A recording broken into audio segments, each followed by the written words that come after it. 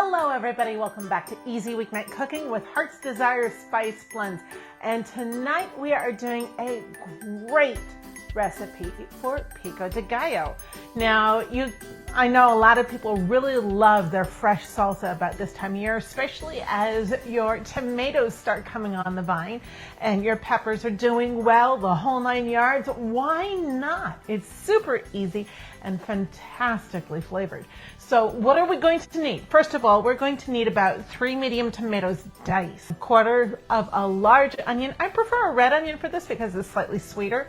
You're going to use about 1½ teaspoons of fresh diced cilantro, 1/4 to 1/2 of your favorite type of chili, whether it be jalapeno, habanero, or if you're a tender tongue, go for the Anaheim chilies. They're beautiful. Serrano chilies, anything that you can get fresh. You're also going to need 2 tablespoons of lime juice, 2 teaspoons of our Mexican chili powder.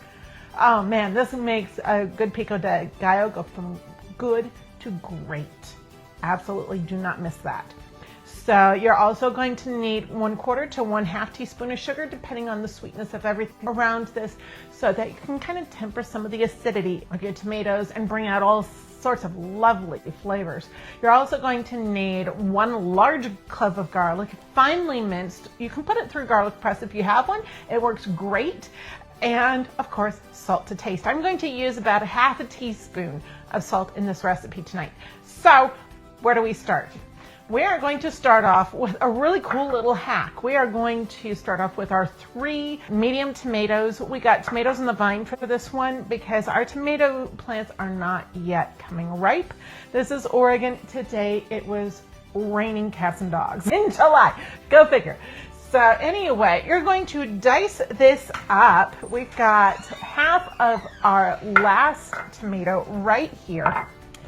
And I like to start by making several slices on the tomato to the where the stem was attached.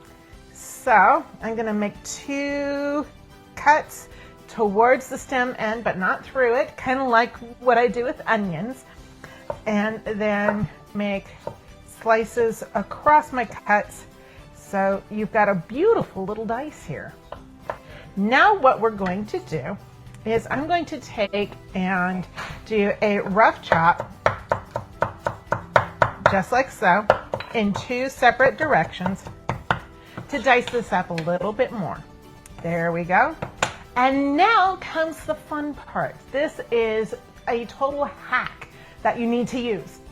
So what I've done is I've placed the rest of my tomatoes in a colander over a bowl. And what does this do? It lets those tomatoes drain. There's nothing worse than really soupy Pico De Gallo. We want salsa, not soup. So I'm going to scoop all these tomatoes right into that colandered bowl. And these are going to be set aside to drain the rest of the way. This is draining. We are going to finish the rest of our ingredients. We are going to need 1/4 of an onion diced. We've got our 1/2 of an Anaheim chili already diced. We have our cilantro, which needs to be cut up. You want to do that last, a lot like when you're using green onions. It kind of gets soapy if you let it sit too long. And I've taken the liberty of getting a fresh lime. This whole lime will give you maybe about 2 tablespoons. And so why don't we go ahead and dice up our cilantro. What I'm going to do is I'm going to roll this up a bunch and do what is called a chiffonade. Now I've just torn about the right amount of cilantro off of the stem so that I can do this easily. Now, a chiffonade is basically where you roll up an herb, fresh basil or cilantro or such, and then just slice it after it's been rolled.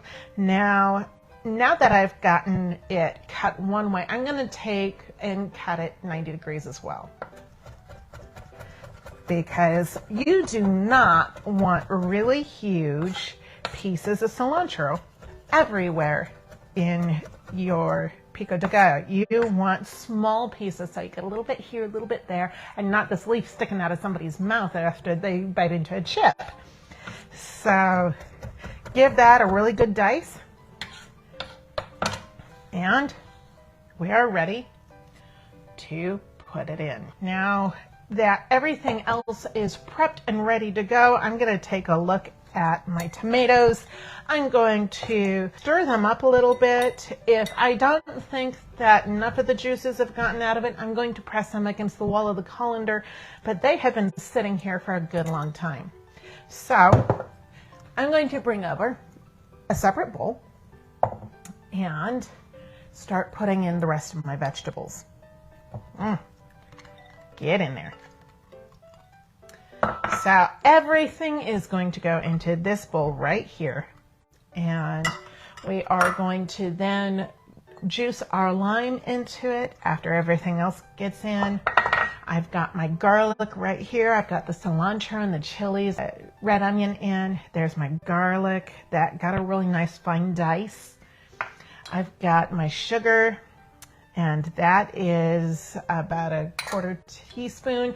Got a 1/2 teaspoon of kosher salt, and it does not taste as salty as other salt. Why? Because the salt crystals are a lot bigger and they take up more room in your measuring spoon per crystal. Now, if you crush it up a bunch, you're going to have a lot more salt. So now I've got my Mexican chili powder. This stuff is wonderful. It tastes and smells like enchiladas. This is so yummy. And I'm going to pour that on in.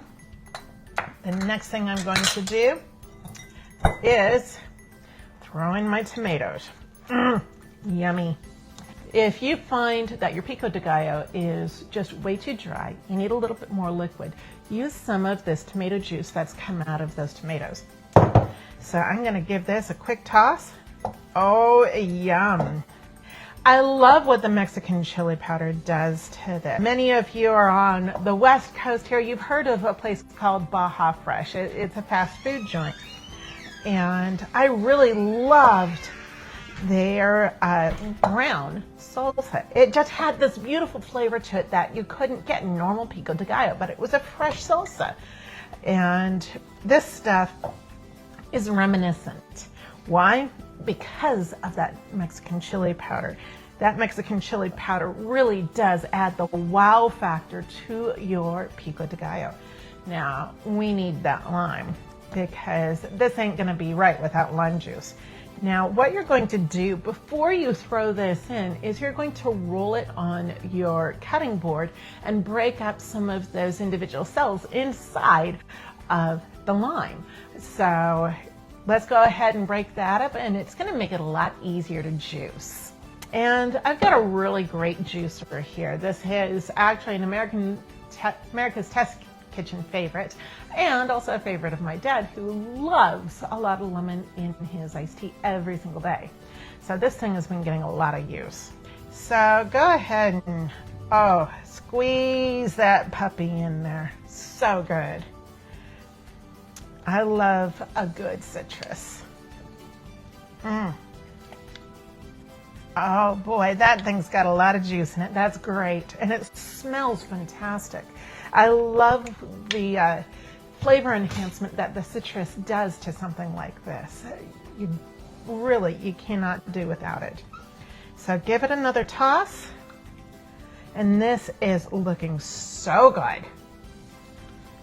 The smells are just hitting me, and it is amazing.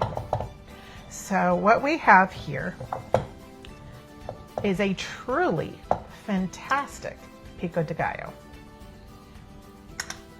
So check this out. Is that beautiful or what? Seriously? And you're gonna let this sit for about half an hour before digging in, because you want all those flavors to meld. You want all those chilies in that Mexican chili powder to hydrate and give their flavor to the rest of your Pico de Gallo. It is fantastic. So how's it tasting? Ooh. Wow. I love this. absolutely fresh. You get a lot of flavor just from that fresh lime juice, from the Mexican chili powder, from the onions and Anaheim chili that's in there, from extra garlic, from those tomatoes. It's fabulous, absolutely fabulous. And like I said, the flavors just come out and smack you around. It's great. Now imagine when that's all been able to sit for a while, all those flavors meld together. You don't get a punch of this and a bite of that as much as you get a really beautifully rounded flavor. From our kitchen to yours, that is the great Pico De Gallo. You guys keep things tasty, and we will see you next week.